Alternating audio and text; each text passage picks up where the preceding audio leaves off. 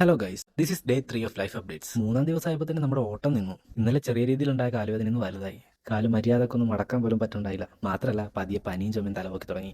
അതിന്റെ ക്ഷീണം കൊണ്ട് ഇന്ന് എഴുന്നേക്കാനും ലേറ്റായി. ഇത് കട്ടൻ ചായല്ല ഗൈസ്, ചുമ മാറാനുള്ള മരുന്ന് വെള്ളമാണ്. പിന്നെ ബ്രേക്ക്ഫാസ്റ്റും കഴിച്ചൊന്ന് പുറത്തേക്ക് ഇറങ്ങി. എന്നിട്ട് ചിക്കൻ വാങ്ങി തിരിച്ചു വന്നു. വീട്ടിലെത്തി പുതിയ വർക്കിനുള്ള ക്യാൻവാസ് എല്ലാം കട്ട് ചെയ്ത് വെച്ചു.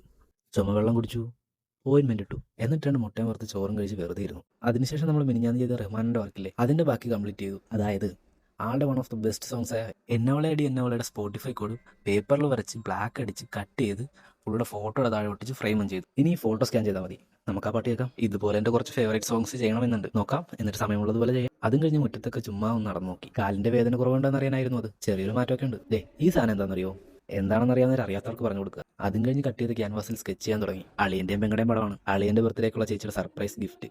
ഓക്കെ, വൈകിട്ടായപ്പോൾ നേരെ ജിമ്മിലേക്ക് പോയി. ജിമ്മിൽ ചെന്നപ്പോഴാണ് ഞാൻ ശരിക്കും സർപ്രൈസ് ആയത്. It was leg day. കാലുവേദനയാണ് പനിയാണെന്നൊക്കെ കരുതി ഒരു ദിവസം റെസ്റ്റ് എടുത്തു കഴിഞ്ഞാൽ പിന്നെ പോകാൻ മടിയാവും. നീ ക്യാപ്പ് ഇട്ടിട്ടാണ് വർക്കൗട്ട് ചെയ്തത്. സ്ട്രെങ്തൻ ചെയ്തതുകൊണ്ടാണെന്ന് തോന്നുന്നു കാലിന്റെ വേദന മാറി. നോർമലായിട്ട് തന്നെ വർക്കൗട്ട് ചെയ്യാനും പറ്റി. Leg press, Smith squat, lunges, പിന്നെ കാഫ് റൈസും. ജിമ്മിൽ നിന്ന് ഇറങ്ങി വീട്ടിലെത്തി ഫ്രഷായി ഫുഡും കഴിച്ച് ഗിറ്റാറും പ്രാക്ടീസ് ചെയ്ത് ബുക്കും വായിച്ചിട്ട് കിടന്നുറങ്ങി. അപ്പോൾ ബൈ.